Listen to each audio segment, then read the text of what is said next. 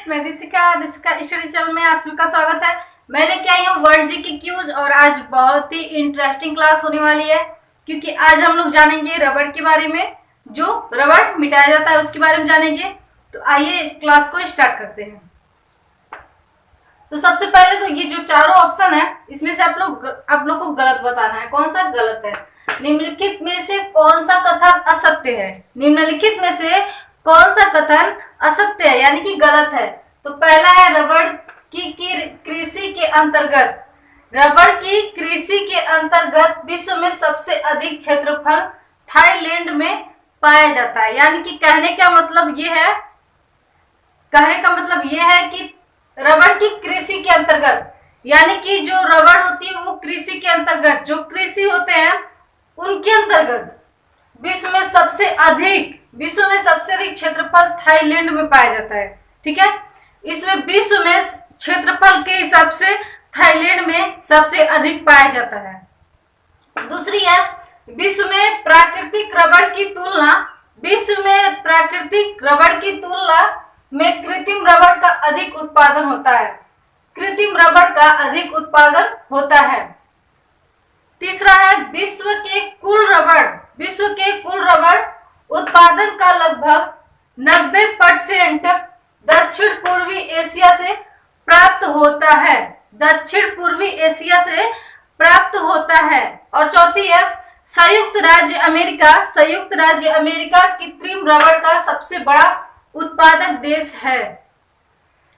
तो पहली, दूसरी, तीसरी, चौथी में से आप लोग बताइए कि इसमें से गलत कौन सा है। गलत बताने के बाद उसके बाद जब आप लोग बता लेंगे और नहीं बता पाएंगे तो फिर मैं बता दूंगी। और फिर इसके आगे मैं बताने वाली हूँ कि किस किस देश में इसे पाया जाता है और कहाँ पे ये ज्यादा होता है, वो भी मैं बताने वाली हूँ। हो सके तो आप लोग कॉपी और पेन साथ में लेके बैठे,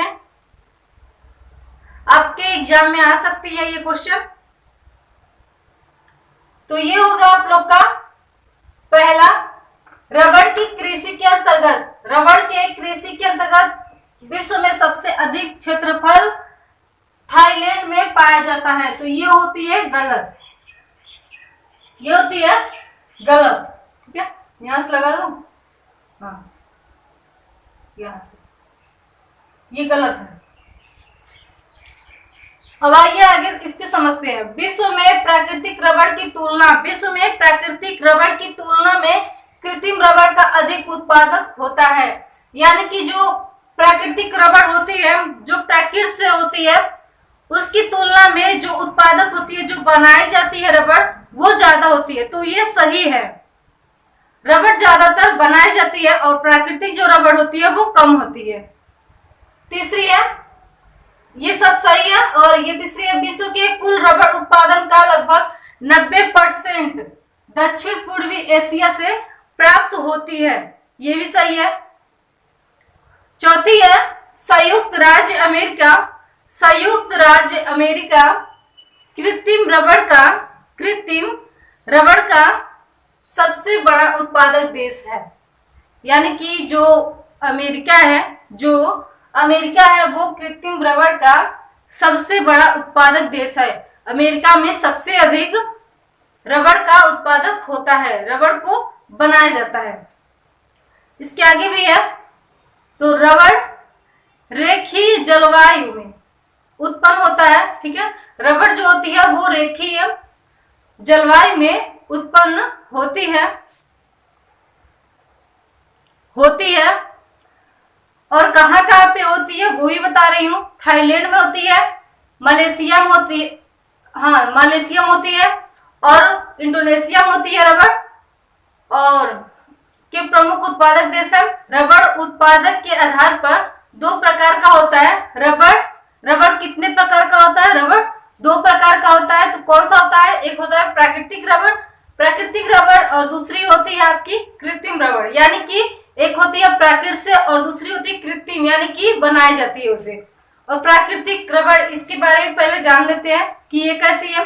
ये रबड़ थाईलैंड, मलेशिया और इंडोनेशिया में पाई जाती है।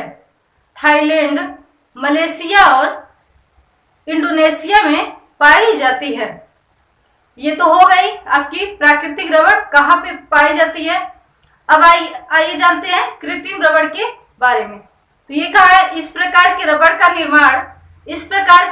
निर्माण हाइड्रोकार्बन के द्वारा होता है। जो कृत्रिम रबड़ होती है जिसे बनाई जाती है वो किससे बनाई जाती है? हाइड्रोकार्बन के द्वारा होता है, यानी कि उनके द्वारा बनाई जाती है, निर्माण होता है।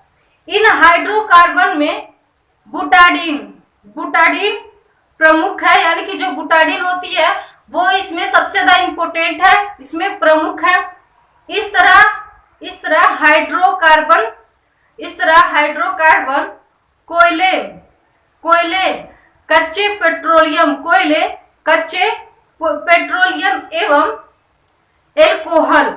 एल्कोहल से प्राप्त किया जाता है। यूएसए में और जर्मनी में कृत्रिम रबड़ के उत्पादक हैं। इन दो जगह पे, दो देश में, जर्मनी और यूएसए में, ठीक है, इन दो जगह पे आपका कृत्रिम रबड़ के उत्पादक देश हैं। तो ठीक है, इसमें आज का क्लास में इतना ही था। हमारे ख्याल से आप लोग को समझ में आ चुका होगा पूरा।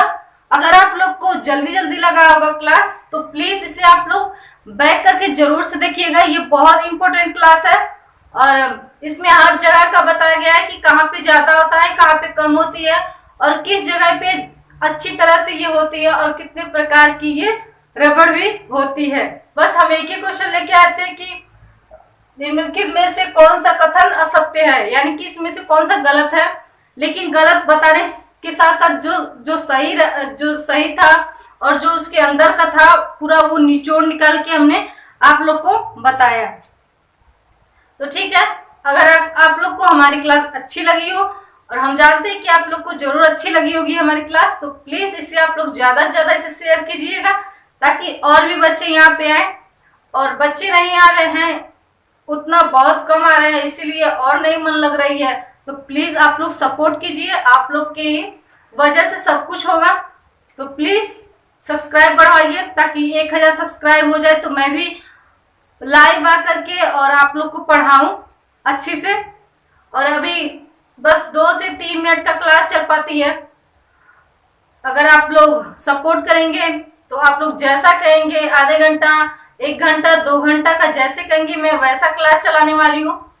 तो ठीक है, लाइक जरूर कर दीजिएगा और साथ में अगर आप लोग सब्सक्राइब नहीं किए होंगे तो वो भी कर दीजिएगा। बेल आइकन घंटी को साथ में प्रेस कर दीजिएगा और नोटिफिकेशन पर।